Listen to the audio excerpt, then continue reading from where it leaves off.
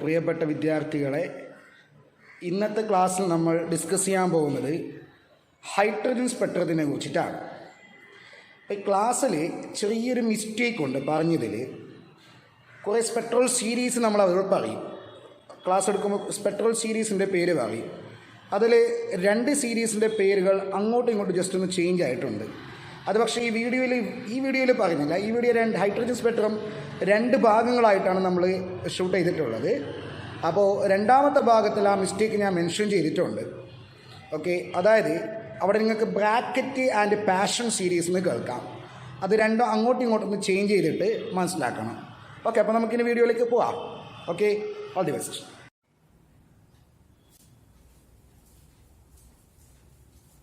നമസ്കാരം കുഞ്ഞോളെ. കഴിഞ്ഞ ക്ലാസ്സിൽ നമ്മൾ ബോർ ആറ്റം മോഡലിനെ കുറിച്ച് വളരെ വിശദമായി തന്നെ സംസാരിച്ചു. അതിന്റെ പോസ്റ്റുലേറ്റുകളും അതിന്റെ മെറിറ്റുകളും അതിന്റെ ഡിമെറിറ്റുകളും എല്ലാം പറഞ്ഞു കഴിഞ്ഞു. ഈ വീഡിയോയിൽ നമ്മൾ പറയാൻ പോകുന്നത് ഹൈഡ്രജൻ സ്പെക്ട്രത്തിനെ കുറിച്ചിട്ടാണ്. ഹൈഡ്രജൻ സ്പെക്ട്രം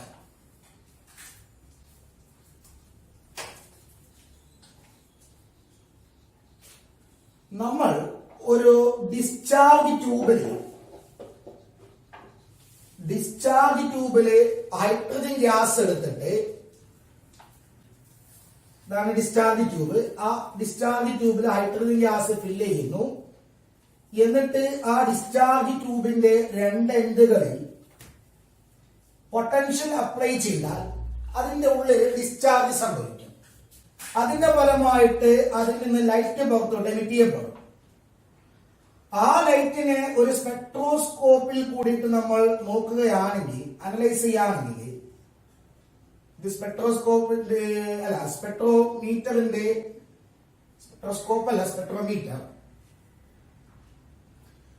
സ്പെക്ട്രോമീറ്ററിന്റെ കൊളിമീറ്റർ ആണിത്. ഇത് അതിന്റെ ടെലസ്കോപ്പ്. ഇതിന്റെ നടുവിലുള്ള ടേബിൾ എന്നുണ്ടാകും, ഒരു പ്രിസം വെച്ചിട്ടുണ്ടാകും. ഓക്കെ, അപ്പൊ ആ ലൈറ്റിനെ, ഈ ഡിസ്ചാർജ് ട്യൂബിൽ നിന്നും എമിറ്റ് ചെയ്യപ്പെടുന്ന ലൈറ്റിനെ സ്പെക്ട്രോമീറ്ററിന്റെ കൊളിമീറ്ററിൽ കൂടി പാസ് ചെയ്യിപ്പിക്കുന്നു. എന്നിട്ട് അതിനെ പ്രിസത്തിൽ കൂടി പാസ് ചെയ്യുന്നു. എന്നിട്ട് അതിനെ ടെലസ്കോപ്പിൽ കൂടി പാസ് ചെയ്യുന്നു. അതിനെ നമ്മൾ അനലൈസ് ചെയ്യുന്നു, നമ്മൾ അതിനെ നോക്കുന്നു. അങ്ങനെ നോക്കുമ്പോൾ നമുക്ക് ഡാർക്ക് ബാക്ക്ഗ്രൗണ്ടിൽ കുറെ ലൈൻസ് കാണാൻ വേണ്ടി സാധിക്കും. ഡിഫറെന്റ് ലൈൻസ്, കളറിലുള്ള ലൈൻസ് കാണാൻ സാധിക്കും. അതിനെയാണ് നമ്മൾ എന്ത് പറയുന്നത്, ഹൈഡ്രജന്റെ സ്പെക്ട്രം എന്ന് പറയുന്നത്. അപ്പൊ എങ്ങനെയാണ് ഈ സ്പെക്ട്രം ഉണ്ടാകുന്നത്, ഹൈഡ്രജന്റെ സ്പെക്ട്രം പ്രൊഡ്യൂസ് ചെയ്യപ്പെടുന്നത് എങ്ങനെയാണ് എന്ന് നമുക്ക് വളരെ വിശദമായി തന്നെ എക്സ്പ്ലെയിൻ ചെയ്തു തരാൻ വേണ്ടിയിട്ട് ബോർ ആറ്റം മോഡലിന് സാധിച്ചു. അതാണ് അതിന്റെ പ്രധാനപ്പെട്ട ഒരു മെറിറ്റ് എന്ന് പറയുന്നത്, അല്ലെ? Hydrogen, the formation of hydrogen spectrum can explain on the basis of Bohr atom model. എങ്ങനെയാണ് ഇത് പറഞ്ഞത്? ഒരു സ്പെക്ട്രം ഉണ്ടാകുന്നത് എങ്ങനെയാണ്? ഇലക്ട്രോൺ ലോവർ എനർജി സ്റ്റേറ്റിൽ നിന്ന് അപ്പർ എനർജി സ്റ്റേറ്റിലേക്ക്, ഹയർ എനർജി ലെവലിലേക്ക് എനർജി അബ്സോർബ് ചെയ്തിട്ട് എക്സൈറ്റ് ചെയ്യുന്നു, ജമ്പ് ചെയ്യുന്നു. എക്സൈറ്റേഷൻ എന്ന് അതിനെ പറയുക, നമ്മൾ പറഞ്ഞിട്ടുണ്ട്. പക്ഷെ ഹയർ എനർജി ലെവൽ എന്താണ്? ഈ ഇലക്ട്രോണിനെ സംബന്ധിച്ചിടത്തോളം അത് അൺസ്റ്റേബിൾ ആയിട്ടുള്ള സ്റ്റേറ്റ് ആണ്. In order to attain stability, they return to the original level. Original energy ലെവലിലേക്ക് വരുമ്പോൾ എന്ത് സംഭവിക്കുന്നു? അബ്സോർബ് ചെയ്ത എനർജി എമിറ്റ് ചെയ്യുന്നു. Okay, in the form of a photon. And this is called de-excitation. So during the de-excitation, the excited electron emit energy in the form of light, and that will appear as a line. അതാണ് ആ D എക്സൈറ്റേഷന്റെ സമയത്ത് light emit ചെയ്യുന്നില്ല, അതാണ് ഒരു ലൈനായിട്ട് നമുക്ക് കാണുന്നത്. D എക്സൈറ്റേഷന്റെ സമയത്ത് എമിറ്റ് ചെയ്യുന്ന ഫോട്ടോ, ആ ലൈറ്റ് ആണ് നമ്മൾ കാണുന്നത്, ഒരു ലൈനിന്റെ ഫോമിൽ കാണുന്നത്. അതാണ്. സോ ഇങ്ങനെയാണ് സ്പെക്ട്രം ഫോം ചെയ്യുന്നത് എന്ന് ആര് പറഞ്ഞു? ബോർ ആറ്റം മോഡൽ നമുക്ക് പറഞ്ഞു തരുന്നുണ്ട്. ആക്ച്വലി ഈ ഹൈഡ്രജൻ സ്പെക്ട്രത്തിൽ നമ്മൾ കുറച്ച് കളറുള്ള ലൈനാണ് കാണുന്നത്. ആക്ച്വലി ഈ കളേർഡ് ലൈനിന് പുറമെ വേറെയും കുറെ ലൈനുകൾ ഫോം ചെയ്യുന്നുണ്ട്, പക്ഷെ നമ്മളത് കാണുന്നില്ല. കാണാനുള്ള കാരണം, ഈ ലൈനുകൾ കാണാനുള്ള കാരണം അവിടെ എമിറ്റ് ചെയ്യപ്പെടുന്ന ഫോട്ടോൺ വിസിബിൾ റീജിയനിലായതുകൊണ്ടാണ്. വിസിബിൾ റീജിയനിലുള്ള വിജ്വലിലുള്ള ഏതെങ്കിലും ഒരു ഫോട്ടോൺ ആണ് എമിറ്റ് ചെയ്തതെങ്കിൽ നമുക്ക് കാണാൻ പറ്റും. അല്ലാതെ ഇൻഫ്രാറെഡിന്റെയോ അൾട്രാവയലറ്റിന്റെയോ എക്സ്റേയുടെയോ ഗാമാറയുടെയോ ഫോട്ടോൺ എമിറ്റ് ചെയ്ത് കഴിഞ്ഞാൽ നമുക്കത് കാണാൻ പറ്റില്ല. പക്ഷെ അത് എമിറ്റ് ചെയ്യുന്നുണ്ട്, നമ്മളത് കാണുന്നില്ല. എന്ന് പറഞ്ഞാൽ ഈ വിസിബിൾ ആയിട്ടുള്ള ലൈനിനെ കൂടാതെ തന്നെ ഇൻവിസിബിൾ ആയിട്ടുള്ള കുറെ ലൈൻസ് കൂടി ഹൈഡ്രജൻ സ്പെക്ട്രത്തിൽ ഫോം ചെയ്യുന്നുണ്ട്. Okay, that the appearance of or the formation of simultaneous the formation of this large number of lines in hydrogen spectrum can explain on the basis of this Bohr atom model. Bohr atom model ഉപയോഗിച്ചിട്ട് hydrogen സ്പെക്ട്രത്തിൽ എങ്ങനെയാണ് ഇത്രയും അധികം lines form ചെയ്യുന്നത് നമുക്ക് വളരെ സുന്ദരമായിട്ട് തന്നെ പറയാൻ വേണ്ടി സാധിക്കും. നമ്മളത് പറയാൻ വേണ്ടി പോകണം. അപ്പൊ എന്താണ് ഹൈഡ്രജൻ സ്പെക്ട്രം നിങ്ങൾക്ക് ക്ലിയർ ആണല്ലോ. ഹൈഡ്രജൻ സ്പെക്ട്രത്തിൽ കാണുന്ന കുറെ ലൈനുകളുണ്ട്, കാണാത്ത കുറെ ലൈനുകളുണ്ട്. അത് എങ്ങനെ ഫോം ചെയ്തു എന്നാണ് നമ്മിനെ പറയുന്നത്. അപ്പൊ നന്നായിട്ട് സസൂക്ഷ്മം ശ്രദ്ധിക്കണം. ശ്രദ്ധ എവിടെയും പോകാൻ പാടില്ല. സാധാരണ ഒരു ഡിസ്ചാർജ് ട്യൂബ് എടുത്തു കഴിഞ്ഞാൽ അതിന്റെ ഉള്ളിൽ, ഡിസ്ചാർജ് ട്യൂബിന്റെ ഉള്ളിൽ ഹൈഡ്രജൻ ഗ്യാസ് എടുത്താൽ അതിൽ ഒരുപാട് ഹൈഡ്രജൻ മോളിക്യൂൾ ഉണ്ടാവും. ഒന്നൊന്നല്ല, 100 കണക്കിന് ഹൈഡ്രജൻ മോളിക്യൂൾ ഉണ്ടാവും. H2 മോളിക്യൂൾസ് ഉണ്ടാവും. ഒരുപാട് 100 കണക്കിന് ഹൈഡ്രജൻ മോളിക്യൂൾസ് ഉണ്ടാവും. മോളിക്യൂൾ എന്ന് പറഞ്ഞാൽ സിംഗിൾ ബോണ്ടാണ്. ഹൈഡ്രജൻ ആറ്റം സിംഗിൾ ബോണ്ട് വഴി ബന്ധിപ്പിച്ചതാണ് ഹൈഡ്രജൻ മോളിക്യൂൾ. നമ്മൾ ആ ഡിസ്ചാർജ് ട്യൂബിലേക്ക് വോൾട്ടേജ് അപ്ലൈ ചെയ്യുന്ന സമയത്ത് എന്താണെന്ന് അറിയാവുക, ഈ ബോണ്ട് ബ്രേക്ക് ചെയ്യും. H2 മോളിക്യൂളിലെ H സിംഗിൾ ബോണ്ട് ബ്രേക്ക് ചെയ്യും. എന്നിട്ട് ഒരുപാട് ഹൈഡ്രജൻ ആറ്റങ്ങളായിട്ട് മാറും. ബോണ്ട് ബ്രേക്ക് ചെയ്താൽ ആറ്റങ്ങളായിട്ട് മാറും. അവിടെ നിങ്ങൾ ഓർക്കേണ്ടത്, ഓരോ ഹൈഡ്രജൻ ആറ്റത്തിലും നോക്കണം, ഓരോ ഹൈഡ്രജൻ ആറ്റത്തിന്റെ ന്യൂക്ലിയസ് അതിന്റെ ആദ്യത്തെ ഷെല്ലിലാണ് ഇലക്ട്രോൺ ഉള്ളത്. ഇത് ഹൈഡ്രജൻ ആറ്റത്തിന്റെ ആദ്യത്തെ ഷെല്ല്. അവിടെയാണ് ഈ ഡിസ്ചാർജ് കൊടുക്കുന്നതിന് മുമ്പ്, വോൾട്ടേജ് കൊടുക്കുന്നതിന് മുമ്പ്, ഇതാണ് ഡിസ്ചാർജ് ട്യൂബ്. ഇതിലാണ് ഹൈഡ്രജൻ മോളിക്യൂൾസ് ഉള്ളത്. ആ ഹൈഡ്രജൻ മോളിക്യൂളിലെ ആറ്റങ്ങളാണിത്. ഓക്കെ, നമ്മൾ വോൾട്ടേജ് കൊടുക്കുന്നതിന് മുമ്പ് എല്ലാ ഹൈഡ്രജൻ ആറ്റങ്ങളിലെയും ഇലക്ട്രോണുകൾ അതിന്റെ ഫസ്റ്റ് എനർജി ലെവലിലാണ് ഉള്ളത്, ഗ്രൗണ്ട് സ്റ്റേറ്റിലാണ് ഉള്ളത്. മറക്കരുത്, lower energy state already occupy ചെയ്യുന്ന സ്റ്റേറ്റിന്റെ പേരാണ് എന്ത്? Ground state. Ground state lower energy ലെവലിലാണ് ഉള്ളത്, ഫസ്റ്റ് എനർജി ലെവലിലാണ് ഉള്ളത്. എല്ലാ ഹൈഡ്രജൻ ആറ്റത്തിന്റെയും ഇലക്ട്രോണുകൾ ഫസ്റ്റ് എനർജി ലെവലിലാണ് ഉള്ളത്. മനസ്സിലാക്കണം. ഓക്കെ, ഇനി നമ്മൾ വോൾട്ടേജ് കൊടുക്കുമ്പോൾ എന്ത് സംഭവിക്കുന്ന അറിയാവോ? ഇതിന്റെ ഉള്ളിലുള്ള ഹൈഡ്രജൻ മോളിക്യൂൾസിന് എനർജി കൊടുക്കുകയാണ്. നമ്മൾ വോൾട്ടേജ് അപ്ലൈ ചെയ്യുന്നു എന്ന് പറഞ്ഞാൽ ഇലക്ട്രിക്കൽ എനർജി സപ്ലൈ ചെയ്യാണ്. അപ്പോൾ ഈ ലോവർ എനർജി ലെവലിലുള്ള ഇലക്ട്രോൺ ആ എനർജി ആക്സെപ്റ്റ് ചെയ്യും. എന്നിട്ട് അവര് അപ്പർ എനർജി ലെവലിലേക്ക് കയറിയിട്ട് പോകും. ലോവർ എനർജി ലെവലിൽ നിന്ന് അപ്പർ എനർജി ലെവലിലേക്ക് കയറിയിട്ട് പോകും. അത് എല്ലാവരും പോകുന്നത് ഒരേ എനർജി ലെവലിലേക്കല്ല. ചില ആൾക്കാർ രണ്ടാമത്തെ എനർജി ലെവലിലേക്ക് കയറിയിട്ട് പോകും, ചില ആൾക്കാർ മൂന്നാമത്തെ എനർജി ലെവലിലേക്ക് കയറി പോകും, ചിലതിൽ നാലാമത്തെ എനർജി ലെവലിലേക്ക് കയറി പോകും. അത് ഓരോരുത്തർക്കും എത്ര എനർജി കിട്ടുന്നു എന്നതിന്റെ അടിസ്ഥാനത്തിലാണ്. എന്ന് പറഞ്ഞാൽ എല്ലാവർക്കും ഒരുപോലെയല്ല എനർജി കിട്ടുന്നത്. ഇതിന്റെ ഉള്ളിൽ ഹൈഡ്രജൻ ഗ്യാസ് ഫില്ല് ചെയ്തിട്ടുണ്ട്. കേൾക്കുന്നുണ്ടാ? അതിലുള്ള ഓരോ ഹൈഡ്രജൻ ആറ്റത്തിനും ഇലക്ട്രോണും എവിടെയാണുള്ളത്? വോൾട്ടേജ് കൊടുക്കുന്നതിന് മുമ്പ് ലോവർ എനർജി ലെവലിൽ. വോൾട്ടേജ് കൊടുക്കുമ്പോൾ അതിന് ഇലക്ട്രിക്കൽ എനർജി കിട്ടുകയാണ്. ഇലക്ട്രിക്കൽ എനർജി നമ്മൾ സപ്ലൈ ചെയ്യാണ്. പക്ഷെ എല്ലാവർക്കും ഒരുപോലെ എനർജി കിട്ടൂല. നമ്മളിപ്പോ ഒരു പാത്രത്തിൽ വെള്ളം എടുത്ത് ചൂടാക്കുന്ന സമയത്ത് പാത്രത്തിന്റെ എല്ലാ ഭാഗത്തും തിളക്കുന്നുണ്ടാ? ഇല്ല. എങ്ങനെയാണ്? എവിടെയാണ് തിളക്കൽ ആദ്യമായിട്ട് ആരംഭിക്കുന്നത്? താഴെയാണ്. എന്തുകൊണ്ട്? താഴെയാണ് നമ്മൾ ഹീറ്റ് എനർജി സപ്ലൈ ചെയ്യുന്നത്. നമ്മൾ ചൂട് കൊടുക്കുമ്പോൾ വെള്ളത്തിലുള്ള എല്ലാ മോളിക്യൂൾസിനും ഒരേപോലെ എനർജി കിട്ടൂല. ഏറ്റവും കൂടുതൽ താഴെയുള്ളവർക്കാണ് കിട്ടുക, പിന്നെയാണ് മുകളിലുള്ളവർക്ക് കിട്ടുക. ഞാനിപ്പോ ഒരു ക്ലാസ്, വലിയൊരു ക്ലാസ് എടുക്കുന്നു. ആ ക്ലാസ്സിൽ ഏകദേശം 50ഓളം പിള്ളേരുണ്ട്. ആ പിള്ളേർക്ക് ഞാൻ പറഞ്ഞു കൊടുക്കുന്നു. ഞാൻ പറഞ്ഞു കൊടുക്കുന്നത് എല്ലാവർക്കും ഒരുപോലെയാണെങ്കിലും എല്ലാവരും ക്യാച്ച് ചെയ്യുന്നത് ഒരുപോലെയാണോ? അല്ല. ചില ആൾക്കാർ നന്നായിട്ട് മനസ്സിലാക്കും, ചില ആൾക്ക് കുറച്ചേ മനസ്സിലാകത്തുള്ളൂ. അതേപോലെ ഞാനിപ്പോൾ എനർജി സപ്ലൈ ചെയ്യാണ്, ഇലക്ട്രിക്കൽ എനർജി സപ്ലൈ ചെയ്യുമ്പോൾ എല്ലാ ഹൈഡ്രജൻ ആറ്റങ്ങൾക്കും ഒരുപോലെ എനർജി കിട്ടൂല. കൂടിയ എനർജി കിട്ടിയവര് ആ ഏത് ഹൈഡ്രജൻ ആറ്റത്തിനാണ് ഒരുപാട് കൂടിയ എനർജി കിട്ടുന്നത്, അതിലെ ഇലക്ട്രോണ് ലോവർ എനർജി ലെവലിൽ നിന്ന് ഒരുപാട് ഉയർന്ന എനർജി ലെവലിലേക്ക് പോകും. കുറച്ച് എനർജി കിട്ടുന്നവര് രണ്ടാമത്തെ എനർജി ലെവലിലേക്ക് പോകും. അതിനനുസരിച്ച് എത്ര എനർജി കിട്ടുന്നു എന്നതിനനുസരിച്ചിട്ട് ഉയർന്ന എനർജി ലെവലുകളിലേക്ക് ഇലക്ട്രോണുകൾ കയറിയിട്ട് പോകും. ഇപ്പൊ മനസ്സിലായോ? ഓക്കെ. അപ്പൊ ഇനി നിങ്ങളുടെ മനസ്സിലുള്ള ചിത്രം എന്താണെന്ന് അറിയാവോ? നിങ്ങളുടെ മനസ്സിലുണ്ടാവേണ്ട ചിത്രം ഒരുപാട് ഹൈഡ്രജൻ ആറ്റങ്ങൾ, അതിലുള്ള ഇലക്ട്രോണുകൾ വോൾട്ടേജ് കൊടുക്കുന്നതിന് മുമ്പ് താഴത്തെ എനർജി ലെവലിലാണ് ഉണ്ടായത്. വോൾട്ടേജ് കൊടുക്കുമ്പോൾ ചില ഇലക്ട്രോണുകൾ മുകളിലോട്ട് കയറിപ്പോകുന്നു, ചില ആൾക്കാർ കുറച്ച് താഴേക്കാണ് കയറിപ്പോകുന്നത് എന്ന് പറഞ്ഞാൽ എല്ലാത്തിലും എക്സൈറ്റേഷൻ എന്ന് പറയുന്ന പ്രോസസ്സ് സംഭവിക്കുന്നുണ്ട്. എല്ലാ ഹൈഡ്രജൻ ആറ്റത്തിലും എക്സൈറ്റേഷൻ സംഭവിക്കുന്നുണ്ട്. അപ്പൊ ഞാൻ ഇതിന്റെ ഉള്ളിലുള്ള എല്ലാ ആറ്റങ്ങളുടെയും എനർജി ലെവൽ ഒന്നിച്ചിട്ട് വരക്കാം. ഓക്കെ, ഞാനത് വരക്കുന്ന കാര്യം നോക്കിക്കോളി കുഞ്ഞോ, നോക്കോ.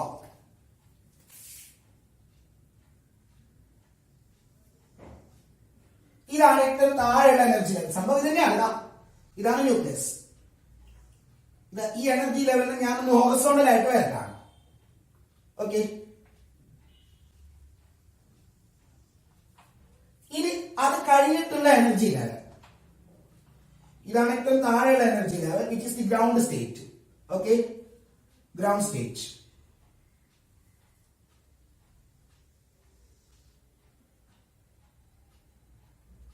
ഓക്കെ, ഇനി അതിന് മുകളിലുള്ള energy level, this is n is equal to 1, ഒന്നാമത്തെ എനർജി ലെവൽ. ഇത് n equal to 2. ആക്ച്വലി ഇത് എന്താണ് ഞാൻ വരയ്ക്കുന്നത്? എനർജി ലെവലുകളെ ഗ്രാഫിക്കലായിട്ട് കാണിക്കാം. അപ്പൊ y ആക്സിസിൽ ഞാൻ എടുക്കുന്നതെന്ന് അറിയാവോ? ഗ്രാഫ് വരക്കുമ്പോൾ y ആക്സിസിൽ എന്തെങ്കിലും വേണ്ടേ, x ആക്സിസിൽ എന്തെങ്കിലും വേണ്ടേ? y ആക്സിസിൽ ഞാൻ എനർജി എടുക്കുന്നു, മുകളിലോട്ട് പോകുമ്പോൾ എനർജി കൂടുന്ന രീതിയിൽ. അപ്പൊ എനർജി ഏറ്റവും കുറഞ്ഞ ലെവലാണ് ഇത്. അത് കഴിഞ്ഞിട്ട് എനർജി കൂടിയത് രണ്ടാമത്തെ ലെവൽ, മൂന്നാമത്തെ ലെവലാണ് ഇത്. അവിടെ നിങ്ങൾ വരക്കുമ്പോൾ ശ്രദ്ധിക്കേണ്ടത്, ഞാൻ കഴിഞ്ഞ ക്ലാസ്സിൽ ബോർ ആറ്റം മോഡലിനെ കുറിച്ച് പറഞ്ഞിട്ടുണ്ട്. ആദ്യത്തെ രണ്ട് എനർജി ലെവലുകൾ തമ്മിലുള്ള എനർജി ഗ്യാപ്പ് നല്ലോണം കൂടുതലായിരിക്കും. അതായത് ഇതിന്റെ എനർജി E1ഉം ഇതിന്റെ എനർജി E2 ആണെങ്കിൽ E2 മൈനസ് E1 കൂടുതലാണ്. പക്ഷെ E3 മൈനസ് E2 കുറവായിരിക്കും. ഈ രണ്ടെണ്ണം തമ്മിലുള്ള എനർജി ഡിഫറൻസ് കുറവായിരിക്കും. നാലാമത്തെ എനർജി ലെവൽ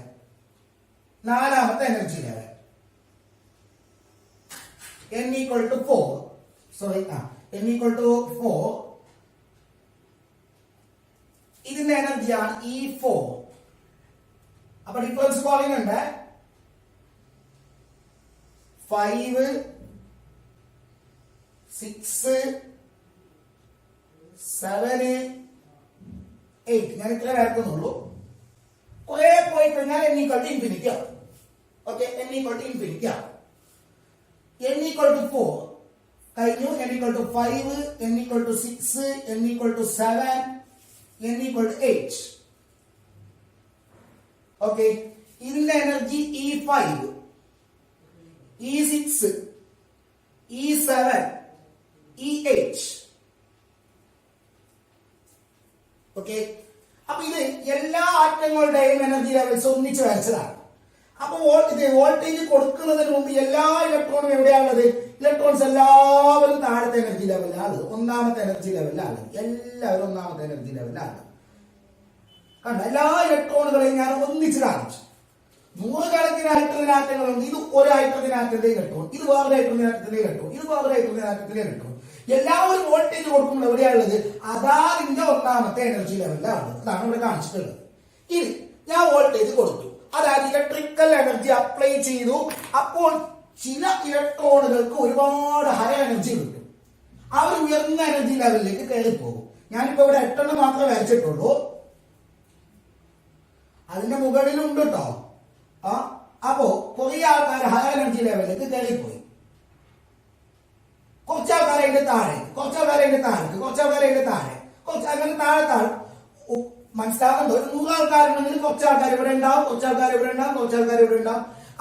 അതാത് എനർജി എത്രയാണോ അതാത് ഇലക്ട്രോണുകൾക്ക് കിട്ടിയത് അതിനനുസരിച്ചിട്ടുള്ള എനർജി ലെവലിലേക്ക് അതാത് ഇലക്ട്രോണുകൾ എക്സൈറ്റ് ചെയ്ത് പോയി. ഞാൻ പറഞ്ഞത് തന്നെയാണ് മുന്നോട്ട് പറയുന്നത്.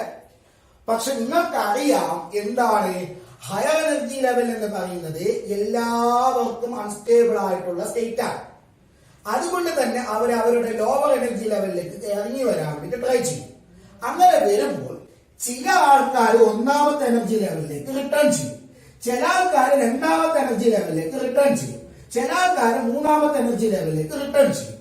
അങ്ങനെ ഏത് എനർജി ലെവലിലേക്കാണ് റിട്ടേൺ ചെയ്യുന്നത് അതിനനുസരിച്ചിട്ട് സീരീസ് ഓഫ് ലൈൻസ് പ്രൊഡ്യൂസ് ചെയ്യും.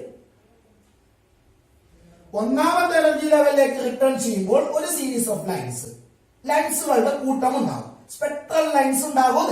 ഞാൻ നേരത്തെ പറഞ്ഞത് മുകളിൽ നിന്ന് മുകളിലേക്ക് പോയാൽ താഴോട്ട് വരുമ്പോഴാണ് ലൈറ്റ് എമിറ്റ് ചെയ്യുന്നത്, അപ്പോഴാണ് ലൈൻ കാണുന്നത്.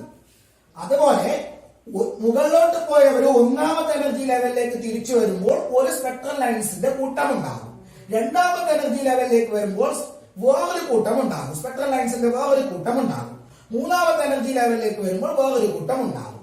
അതായത് different series of spectral lines are produced depending on the state to which the electrons are returned during the excitation. Excite ചെയ്ത ഇലക്ട്രോൺ ഡീഎക്സൈറ്റേഷന്റെ സമയത്ത് ഏത് എനർജി ലെവലിലേക്കാണോ തിരിച്ചു വരുന്നത് അതിനനുസരിച്ചിട്ട് സ്പെക്ട്രൽ ലൈൻസിന്റെ ഒരു കൂട്ടം ഉണ്ടാകുന്നു, കൂട്ടങ്ങൾ പ്രൊഡ്യൂസ് ചെയ്യുന്നു. അപ്പൊ നമുക്ക് നോക്കാം ഏതൊക്കെ കൂട്ടങ്ങളാണ് ഉണ്ടാകുന്നത്, അതിനോരോ പേരുകളുമുണ്ട്. അതാണ് നമ്മൾ പറയാൻ വേണ്ടി പോകുന്നത്.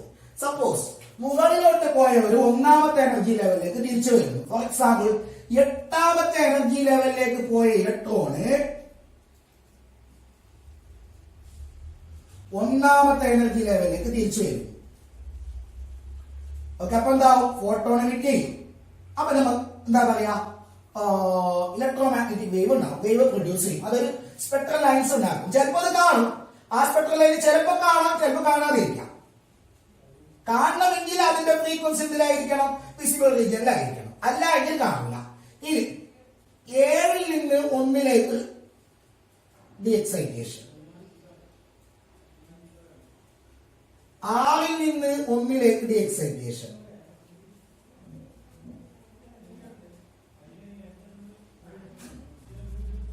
ഇതൊക്കെ ഓരോ സ്പെക്ട്രൽ ലൈൻ ആയിട്ട് മാറും. ഓക്കെ, 5ൽ നിന്ന് 1ലേക്ക് ഡീഎക്സൈറ്റേഷൻ, ഓക്കെ, 4ൽ നിന്ന് 1ലേക്ക് ഡീഎക്സൈറ്റേഷൻ, ഓക്കെ, 3ൽ നിന്ന് 1ലേക്ക് ഡീഎക്സൈറ്റേഷൻ, 2ൽ നിന്ന് 1ലേക്ക് ഡീഎക്സൈറ്റേഷൻ. ഓക്കെ, അപ്പൊ ഇവരെല്ലാം ചേർന്നിട്ട് ഒരു സ്പെക്ട്രൽ ലൈനിന്റെ ഒരു കൂട്ടം ഫോം ചെയ്യും. And this series of lines are called, ഈ സീരീസ് ഇതൊരു സ്പെക്ട്രൽ ലൈൻ ആണോ, അടുത്ത വേറൊരു സ്പെക്ട്രൽ ലൈൻ. ഓക്കെ, അപ്പൊ ഒന്നാമത്തെ ഇതിലേക്ക് എക്സൈറ്റ് ചെയ്ത ഇലക്ട്രോണുകൾ ഒന്നാമത്തെ എനർജി ലെവലിലേക്ക് റിട്ടേൺ ചെയ്യുമ്പോൾ ഉണ്ടാകുന്ന ഈ സ്പെക്ട്രൽ ലൈൻസിന്റെ സീരീസിന് ഒരു പേരുണ്ട്. ആ പേരാണ് ലൈമൺ സീരീസ്. എന്താണ്? Lyman series of spectral lines, Lyman series. നമുക്ക് അതിന് ഡീറ്റെയിൽ ആയിട്ട് പറയട്ടോ. അപ്പൊ എന്താണ് Lyman series? It is a series of spectral lines produced as a result of de-excitation of electrons from higher energy level to first energy level. ഇനി higher energy ലെവലിൽ നിന്ന് കേൾക്കണേ, ഹയർ എനർജി ലെവലിൽ നിന്ന് രണ്ടാമത്തെ എനർജി ലെവലിലേക്ക് റിട്ടേൺ ചെയ്തു എന്ന് വിചാരിക്കാം. ഇതാ ഇങ്ങനെ, 1ലേക്കല്ല 2ലേക്ക്.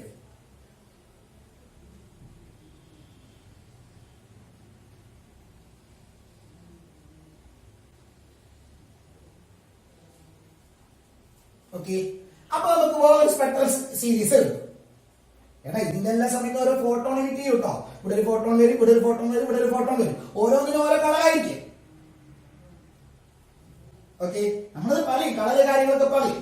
ഓക്കെ, എന്തുകൊണ്ട് കളർ വ്യത്യസ്തമാവും അത് നിങ്ങൾക്ക് അറിയാലോ. എന്താണ്? ഇതിന്റെ എനർജി ഡിഫറൻസ് അല്ല ഇതിന്റെ എനർജി ഡിഫറൻസ്, അതല്ല ഇതിന്റെ എനർജി ഡിഫറൻസ്. എനർജി ഡിഫറൻസ് മാറുമ്പോൾ ഫ്രീക്വൻസി മാറും.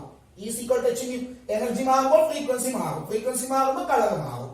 ഓക്കെ, അപ്പൊ ഈ രണ്ടാമത്തെ സ്പെക്ട്രൽ സീരീസിന് പറഞ്ഞ പേരാണ് Balmer series. Balmer series. Okay, അപ്പൊ രണ്ടാമത്തത് വാട്ട് ഈസ് ബാൾമർ സീരീസ് എന്ന് വെച്ചാൽ നിങ്ങൾ എന്ത് പറയും? It is a series of spectral lines produced as a result of de-excitation of electrons from higher energy level to second energy level. Okay, ഇനി അടുത്തത് മൂന്നാമത്തേലേക്കുള്ള return.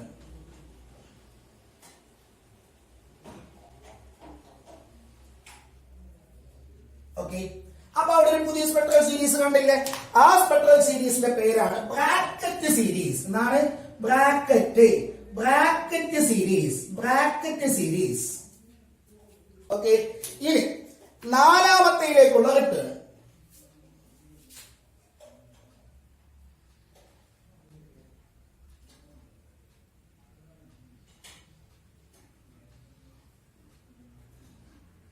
Okay, അതിന്റെ പേരാണ് പാഷൻ സീരീസ്.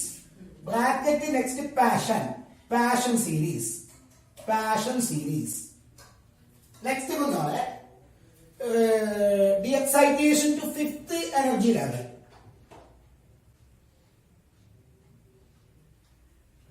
ആ സ്പെക്ട്രൽ സീരീസിന്റെ പറഞ്ഞ പേരാണ് ഫണ്ട് സീരീസ്.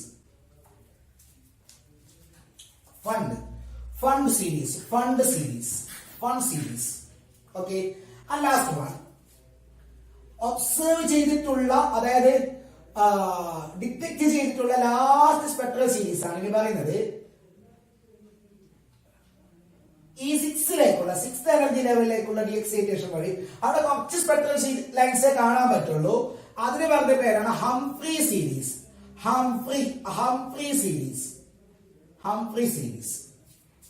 ഓക്കെ, അപ്പൊ ഹൈഡ്രജൻ സ്പെക്ട്രത്തിൽ ആക്ച്വലി ഇത്രയും സ്പെക്ട്രൽ സീരീസുകൾ ഫോം ചെയ്യുന്നുണ്ട്. പക്ഷെ നമ്മൾ ആ സ്പെക്ട്രോമീറ്ററിലേക്ക് കൂടി നോക്കുമ്പോൾ നമ്മൾ കാണുന്നത് ബാൾമർ സീരീസ് മാത്രമാണ്. ബാക്കി ഒരു സീരീസും നമ്മൾ കാണുന്നില്ല. അപ്പൊ നിങ്ങൾക്ക് മനസ്സിലായിരിക്കണം എന്തുകൊണ്ട് ബാൾമർ സീരീസിനെ കാണുന്നു. എന്തുകൊണ്ടായിരിക്കും? യെസ്, ബാൾമർ സീരീസില് ഈ എമിറ്റ് ചെയ്യപ്പെടുന്ന ഫോട്ടോൺ ഉണ്ടല്ലോ, ഈ ഡി-എക്സൈറ്റേഷന്റെ സമയത്തും എല്ലാ ഡി-എക്സൈറ്റേഷന്റെ സമയത്തും എമിറ്റ് ചെയ്യപ്പെടുന്ന ലൈറ്റ് ഉണ്ടല്ലോ, ആ ലൈറ്റിന്റെ ഫ്രീക്വൻസി വിസിബിൾ റീജിയന്റെ ഫ്രീക്വൻസി ആണ്. ബാക്കിയുള്ളതിന്റെ ഫ്രീക്വൻസി വിസിബിൾ റീജിയന്റെ ഫ്രീക്വൻസി അല്ല, അതുകൊണ്ട് നമ്മൾ കാണുന്നില്ല. ഓക്കെ, മനസ്സിലായ? ഇതിൽ തന്നെ ഒന്ന് റെഡ് ആണ്, ഒന്ന് നീലയാണ്. ഏതായിരിക്കും റെഡ്? വേവ് ലെങ്ത് കൂടുതലുള്ളതാണ് റെഡ്. വേവ് ലെങ്ത് കൂടുതൽ ഏതാണ്? ഫ്രീക്വൻസി കുറവുള്ളത് ഏതാണ്? എനർജി കുറവുള്ളത്. ഇതല്ലേ എനർജി ഡിഫറൻസ് കുറവ്. അതേസമയം ഇതെന്തായിരിക്കും? എനർജി ഡിഫറൻസ് കൂടിയത്, അതായത് ഫ്രീക്വൻസി കൂടിയത്, അതാണ് വയലറ്റ്. ഓക്കെ, സംശയമില്ലല്ലോ. അപ്പൊ ഇങ്ങനെയാണ് പിന്നെ എന്താ പറയാ ഹൈഡ്രജൻ സ്പെക്ട്രത്തില് different series of lines produce ചെയ്യപ്പെട്ടത്. അതിൽ കാണുന്നത് ഏതാണ്, കാണാത്തത് ഏതാണ് ക്ലിയർ ആക്കണം. അപ്പൊ ലൈമൺ സീരീസ് പ്രൊഡ്യൂസ് ചെയ്യുന്നത് due to the de-excitation to first energy level, due to the de-excitation to second energy level, due to the de-excitation to third energy level, fourth energy level, fifth energy level and sixth energy level. Okay, ഒരു സംശയമില്ലല്ലോ, യാതൊരു പ്രയാസമില്ലല്ലോ. ഇനി നമ്മൾ പറയാൻ പോകുന്നത്, അപ്പൊ ഇത്രയും spectral series form ചെയ്യും. ഇതിൽ ഓരോ ഡി-എക്സൈറ്റേഷന്റെ സമയത്തും എന്തുണ്ടാവുന്നു? ലൈറ്റ് എമിറ്റ് എന്ന് പറഞ്ഞില്ലേ? അതിൽ കാണാത്ത ലൈറ്റ് ഉണ്ട്, കാണുന്ന ലൈറ്റും ഉണ്ട്. ആ ലൈറ്റിന്റെ അതാത് ലൈറ്റിന്റെ ഓരോ ഡി-എക്സൈറ്റേഷന്റെ സമയത്തും എമിറ്റ് ചെയ്യപ്പെടുന്ന ലൈറ്റ് വേവിന്റെ വേവ് ലെങ്ത്, ഫ്രീക്വൻസി, എനർജി മൂന്നും നമുക്ക് മെഷർ ചെയ്യാൻ പറ്റും, അളക്കാൻ പറ്റും. ഓക്കെ, ഇതാ ഇവിടെ നിന്ന് ഇങ്ങോട്ടൊരു ഡി-എക്സൈറ്റേഷൻ നടന്നില്ലേ? ആ സമയത്ത് ഒരു ഫോട്ടോൺ എമിറ്റ് ചെയ്തില്ലേ? ആ ഫോട്ടോയുടെ ഫ്രീക്വൻസി എത്രയാണ് കണ്ടുപിടിക്കാം, അതിന്റെ വേവ് ലെങ്ത് എത്രയാണ് കണ്ടുപിടിക്കാം, അതിന്റെ എനർജി എത്രയാണ് കണ്ടുപിടിക്കാം, ഓരോന്നിന്റെയും കണ്ടുപിടിക്കാം. അങ്ങനെ ഫ്രീക്വൻസികൾ കണ്ടുപിടിച്ചിട്ടാണ് അത് കാണുന്നതാണോ കാണാത്തതാണെന്ന് മനസ്സിലായി. ഇതാ ഇവിടെ നിന്ന് ഇങ്ങോട്ടൊരു ഡി-എക്സൈറ്റേഷൻ നടന്നില്ലേ? അപ്പോൾ ഡി-എക്സൈറ്റേഷന്റെ സമയത്ത് എമിറ്റ് ചെയ്ത വേവിന്റെ ഫ്രീക്വൻസി കണ്ടുപിടിച്ചു നോക്കുമ്പോൾ അത് വയലറ്റിന് ഈക്വൽ ആണ്. അപ്പൊ നമ്മൾ കണ്ടു, വയലറ്റ് ആയിട്ട് കണ്ടു. ഇത് റെഡിന് ഈക്വൽ ആണ്. ഓക്കെ, ഇത് വിസിബിൾ റീജിയനിലല്ല, ഇത് അൾട്രാ വയലറ്റിലാണുള്ളത്, പിന്നീട് പറയും. അല്ലെങ്കിൽ ഇൻഫ്രാറെഡിലാണുള്ളത്, പിന്നീട് പറയും. ഓക്കെ, അപ്പോ ആ energy, frequency, wave length, wave number. ഇത്ര 4 കാര്യങ്ങൾ കണ്ടുപിടിക്കാം. Energy, frequency, wave length, wave number. Energy, frequency, wave length, wave number. ഈ 4 കണ്ടുപിടിക്കാനുള്ള ഒരു ഇക്വേഷൻ ആണ് നമ്മൾ ഇന്ന് ഡിറൈവ് ചെയ്യാൻ വേണ്ടി പോകുന്നത്. ഓക്കെ, അത് ബോർ ആറ്റം മോഡൽ തന്നെ നമുക്ക് കിട്ടും. നമുക്കറിയാം ബോർ ആറ്റം മോഡൽ എന്താ പറയുന്നത്? അബ്സോർപ്ഷന്റെ സമയത്ത് ഒരു ഇലക്ട്രോണ് E1-ൽ നിന്ന് E2-ലേക്ക് ജമ്പ് ചെയ്തു. അപ്പോൾ അബ്സോർബ് ചെയ്യുന്ന എനർജിയുടെ അളവ് എത്രയാണ്? Delta E is equal to E2 minus E1 എന്ന് പറയുന്നത് നമ്മൾ അതിന്റെ ഇക്വേഷൻ കണ്ടുപിടിച്ചു. ഡെൽറ്റ ഈസ് ഈക്വൽ നമ്മൾ ചെയ്തിട്ടുണ്ട്, കഴിഞ്ഞ ക്ലാസ്സിൽ ചെയ്തിട്ടുണ്ട്. എന്താണ്? RH into 1/n1 square minus 1/n2 square ചെയ്തിട്ടില്ലേ? RH എന്താ? റിഡ്ബർഗ് കോൺസ്റ്റന്റ്. റിഡ്ബർഗ് കോൺസ്റ്റന്റ് വാല്യൂ എന്തായിരുന്നു? 2.198 into 10⁻⁻18 ജൂൾ പെർ ആറ്റം. അപ്പൊ ഇല്ലേ, ഇവിടെ നിന്ന് ഇങ്ങോട്ട് പോകുന്ന സമയത്ത് അബ്സോർബ് ചെയ്ത എനർജി എത്രയാണ്? അതേപോലെ ഡീഎക്സൈറ്റേഷന്റെ സമയം എത്രയാണ് എനർജി അബ്സോർബ് ചെയ്തെന്ന് കണ്ടുപിടിച്ചു. അല്ല, എനർജി എമിറ്റ് ചെയ്തെന്ന് കണ്ടുപിടിച്ചൂടെ? ഇത് അബ്സോർബ് ചെയ്യുന്നതോ അല്ലെങ്കിൽ എമിറ്റ് ചെയ്യുന്നതോ ആയിട്ടുള്ള ഫോട്ടോന്റെ എനർജിയാണ്. അപ്പൊ ഈ ഇക്വേഷനിൽ നിന്നാണ് നമ്മൾ ബാക്കി കാര്യങ്ങൾ പറയുന്നത്. ഇത് മനസ്സിലായല്ലോ കുട്ടികളെ എന്താണെന്നുള്ളത്? ഒരു എനർജി ലെവലിൽ നിന്ന് N1 എനർജി ലെവലിൽ നിന്ന് N2-ലേക്ക് ജമ്പ് ചെയ്യുമ്പോഴോ N2-ൽ നിന്ന് N1-ലേക്ക് ഡിഎക്സൈറ്റ് ചെയ്യുമ്പോഴോ രണ്ടും N1-ൽ നിന്ന് N2-ലേക്ക് പോകുമ്പോഴും ജമ്പ് ചെയ്യുമ്പോഴും എക്സൈറ്റേഷന്റെ സമയത്തും N2-ൽ നിന്ന് N1-ലേക്ക് തിരിച്ചു വരുമ്പോഴും ഉണ്ടാകുന്ന എനർജി ചേഞ്ച് ആണ്. കണ്ടുപിടിക്കാനുള്ള ഇക്വേഷൻ ആണ്. ഓക്കെ, അതിന് നമ്മൾ ചെറിയ മാറ്റങ്ങൾ വരുത്തിയിട്ട് വേറൊരു ഫോമുല ഇതാണ്. ഓക്കെ, നോക്കിക്കോ. എന്താണ് എനർജി കണ്ടുപിടിക്കാനുള്ള equation? H nu is equal to RH into 1/n1 square minus 1/n2 square. ഇതറിയില്ല നമുക്ക്. ഇനി ഇതിനിങ്ങനെ കൂടെ H nu എന്ന് പറഞ്ഞാല് hc/λ is equal to RH into 1/n1 square minus 1/n2 square. ഇനി H കോൺസ്റ്റന്റ് ആണ്, C കോൺസ്റ്റന്റ് ആണ്, value അറിയുന്ന സാധനങ്ങളാണ്. അപ്പൊ ആ രണ്ടെണ്ണത്തിനെ ഞാൻ താഴോട്ട് കൊണ്ടുവരുന്നു, ഇപ്പുറത്തേക്ക് കൊണ്ടുവരുന്നു. അപ്പൊ എന്തായി? 1/λ is equal to RH divided by HC into 1/n1 square minus 1/n2 square. ഇനി RH വാല്യൂ എന്താ? അറിയാവുന്ന വാല്യാണ് 2.188 into 10⁻⁻18 ജൂൾ പെർ ആറ്റം. Hന്റെ വാല്യൂ അറിയാൻ എത്രയാണ്? 6.64 into 10⁻⁻34. Cന്റെ വാല്യൂ നമുക്കറിയാം എത്രയാണ്? 3 into 10⁻8 മീറ്റർ പെർ സെക്കൻഡ്. അപ്പൊ ആ വാല്യൂസ് എല്ലാം കൊടുത്തിട്ട് ഈ വാല്യൂ കൊടുത്തു, ഈ വാല്യൂ കൊടുത്ത്, ഈ വാല്യൂ എല്ലാം കൊടുത്തു കഴിഞ്ഞാൽ നമുക്ക് കിട്ടുന്ന വാല്യൂ എന്താണ്? എല്ലാം ശ്രദ്ധിക്കണം. 1/λ. That 1/λ is actually nu bar. Okay, wave number nu bar, wave number equal to 109,677. Okay, 1/n1 square minus 1/n2 square. Okay, നമ്മൾ ആക്ച്വലി ഇത് കൊടുത്തു കഴിഞ്ഞാൽ നമുക്ക് കിട്ടുന്നത് മീറ്റർ ഇൻവേഴ്സിലാണ്. ഇതിന്റെ എസ് യൂണിറ്റ് ആണല്ലോ ജൂൾ പെർ ആറ്റം. ഇതിന്റെ എസ് യൂണിറ്റ് ആണ് ജൂൾ സെക്കൻഡ്. ഇതിന്റെ എസ് യൂണിറ്റ് ആണ് മീറ്റർ പെർ സെക്കൻഡ്. അതെല്ലാം കൊടുത്തിട്ട് നമുക്ക് കിട്ടുന്ന വാല്യൂ മീറ്റർ ഇൻവേഴ്സ് ആണ്. എടാ, ലാംഡ ലെങ്ത് അല്ലേ? ന്യൂ ബാറിന്റെ യൂണിറ്റ് എന്താ? മീറ്റർ ഇൻവേഴ്സ് അല്ലേ? എടാ, ലാംഡയുടെ യൂണിറ്റ് എന്താ? മീറ്റർ. 1/മീറ്റർ എന്താ? Metre inverse. ഓക്കെ, അതിന് നമ്മൾ സെന്റിമീറ്റർ ഇൻവേഴ്സിലേക്ക് മാറ്റുമ്പോഴാണ് ഈ വാല്യൂ കിട്ടുക. ഓക്കെ, അപ്പൊ ഇതൊരു കോൺസ്റ്റന്റ് ആയിട്ടുള്ള വാല്യൂ ആണ്. നമ്മൾ അതിനെ ഇങ്ങനെ കാണിക്കും. Nu bar is equal to constant r into 1/n1 square minus 1/n2 square. Okay, and this is called Rydberg formula. This equation is called Rydberg formula. Rydberg Rydberg formula. And this R is equal to 109,677 centimeter inverse is called Rydberg constant. Confusion വന്നൂടാ, ഇതും Rydberg constant ആണ്, ഇതും Rydberg constant ആണ്. പക്ഷെ ഇതിന്റെ value എന്താണ്? 2.198 into 10 raised to minus 18 joule per atom. ഇതെന്താണ്? 109,677 centimeter inverse. Different യൂണിറ്റിലുള്ള Rydberg കോൺസ്റ്റന്റിന്റെ വാല്യൂസ് ആണ്. അപ്പൊ എന്താണ് Rydberg ഫോർമുല കിട്ടിയില്ലേ? ഇനി ഇത് ഈ ക്വസ്റ്റൻ ഉപയോഗിച്ചിട്ടാണ് നമ്മൾ ഫ്രീക്വൻസി വേവ് ലെങ്ത് കാര്യങ്ങളെല്ലാം കണ്ടുപിടിക്കുന്നത്. ന്യൂ ബാർ കണ്ടുപിടിച്ചു